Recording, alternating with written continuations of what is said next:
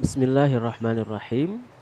Bismillah walhamdulillah wassalatu wassalam ala Rasulillah wa ala alihi wa sahbihi wa man walah wa ba'du. Kita akan masih melanjutkan untuk contoh soal berikutnya berlanjut ke nomor 14 ya. Baik, siap untuk melanjutkan ya adik-adik semua. Ya, apa yang diketahui dari soal nomor 14 ini? Diketahui energi kinetiknya. Berapa? Andi menggelindingkan batu ke lantai. Energi kinetik batu tersebut 25 Joule. 25 Joule. Dan masanya itu 3 kilogram. Berapa kecepatan yang dimiliki batu tersebut? Ditanyakan, V-nya berapa? Jawab bahwa persamaan energi kinetik itu adalah setengah mv kuadrat. Ya, kita boleh masukkan dulu angkanya, boleh. Sehingga Eka setengah mv kuadrat itu Eka-nya 25 sama dengan 1/2 kali 3. Nah, V kuadratnya yang kita cari ya. V kuadratnya yang kita cari, sehingga ini didapat berapa? 25.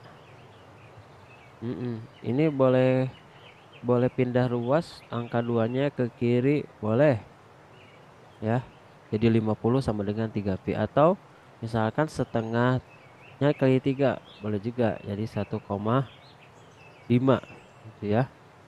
1,5 kali V kuadrat. Nah, maka V kuadrat ini adalah 25 dibagi 1,5. Berapa tuh?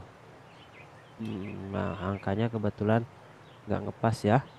Itu hasilnya adalah V kuadrat sama dengan berapa? Kalau dihitung pakai kalkulator, nah pasnya adalah 25 dibagi 1,5. Berapa? 16,666. Nah, ini kalau diakarkan berarti akar ya.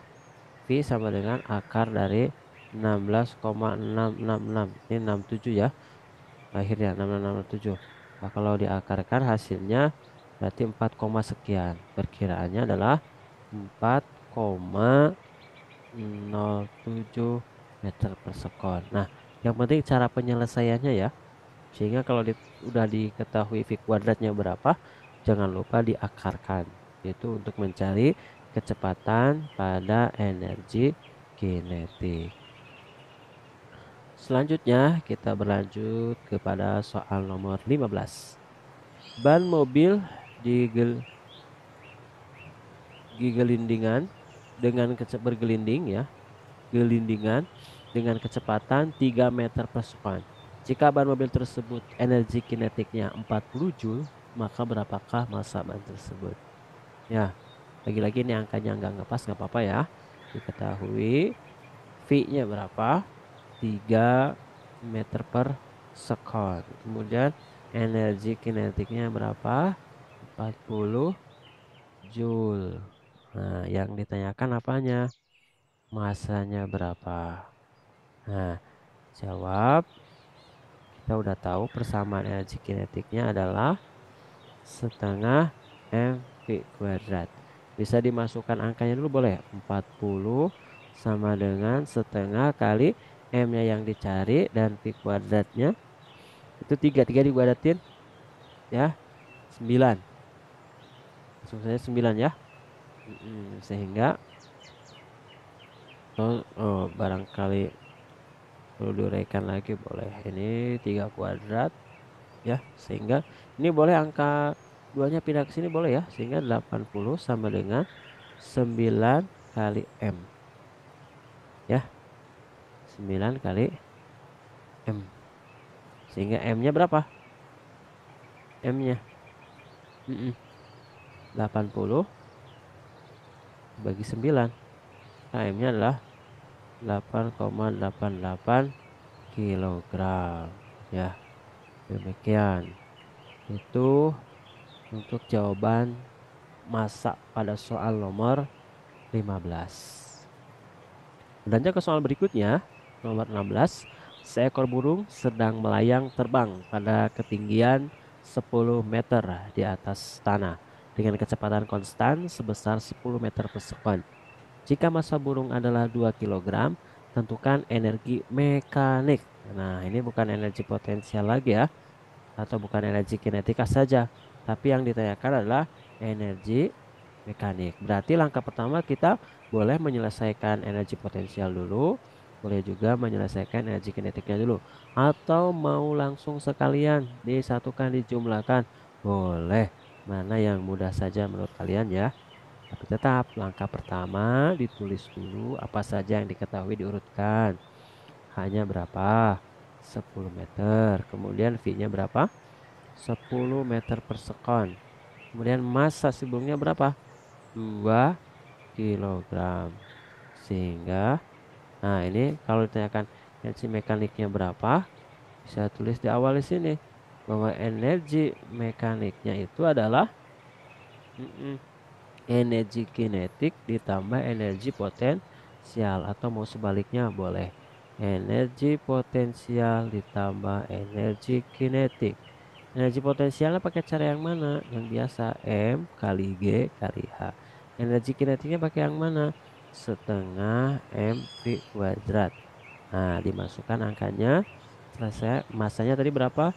2G-nya 10, H-nya 10 ditambah setengah dikali 2 dikali kecepatannya berapa? 10 kuadrat. Nah, berapa ini? 2 kali 10 kali 10, 200 ditambah ini setengah kali 2, 1 berarti ya. Berarti 1 ini bisa dicoret karena 1, tinggal sisa 10 kuadrat. Berarti berapa? 100. Sehingga kalau dijumlahkan 200 Joule tambah 100 Joule, energi mekaniknya adalah 300 Joule.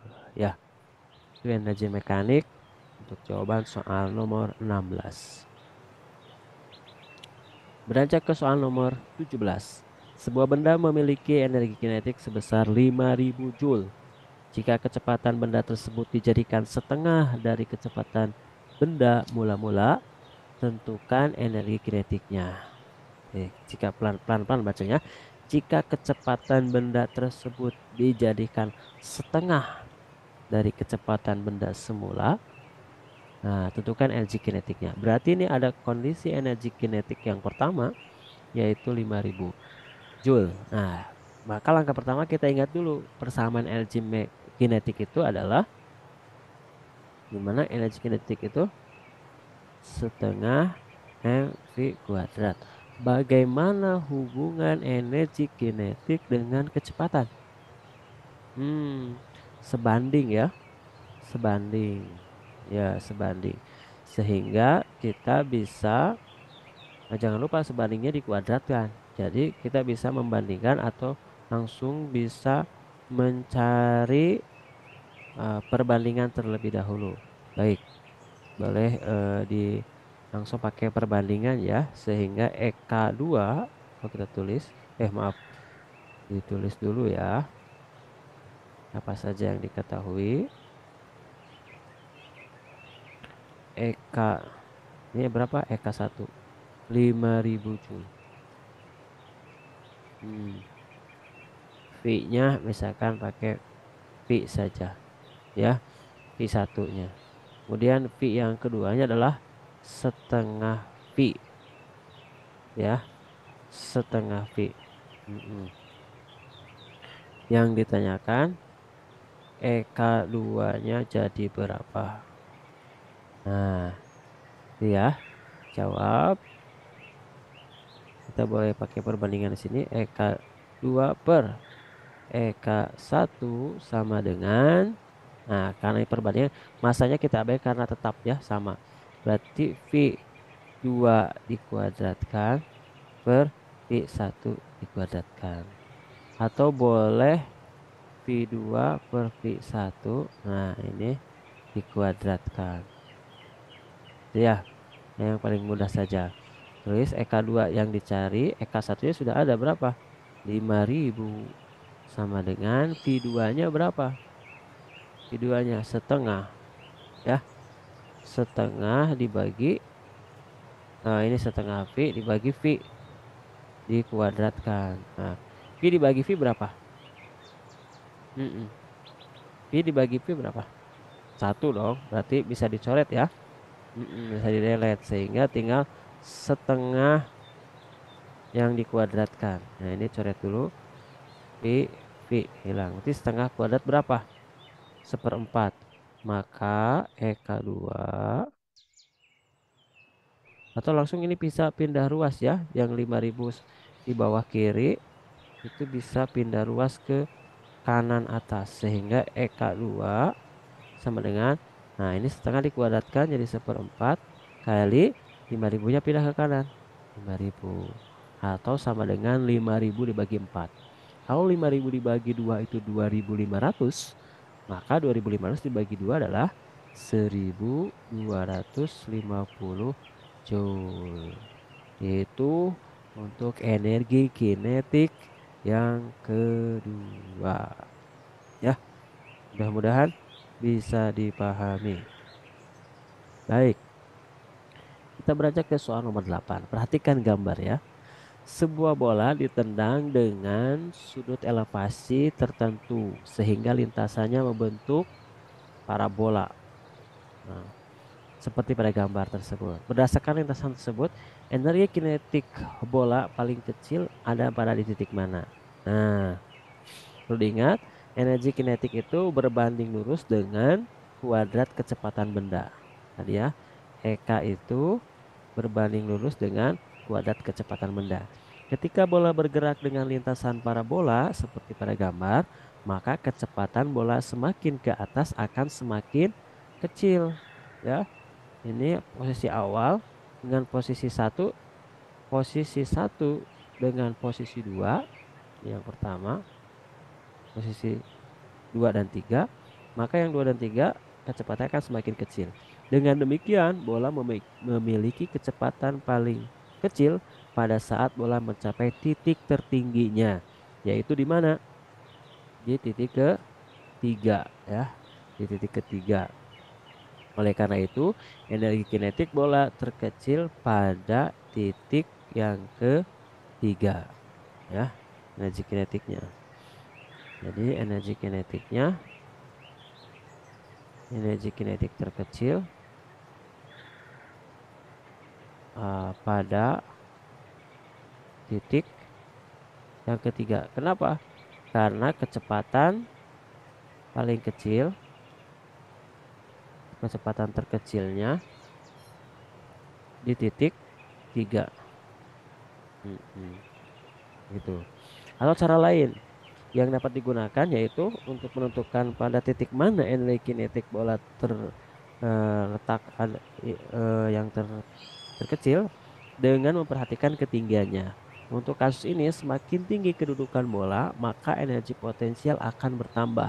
Sebaliknya, energi kinetiknya semakin berkurang.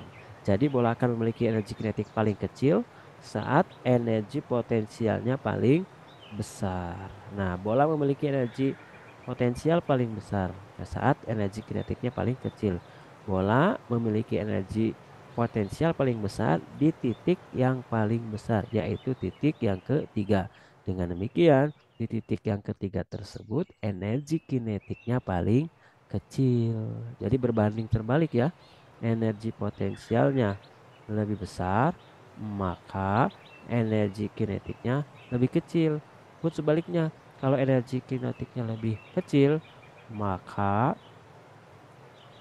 energi kinetiknya akan lebih besar. Itu punya banding terbalik. Itu untuk soal nomor 18. Lanjut ke soal nomor 19.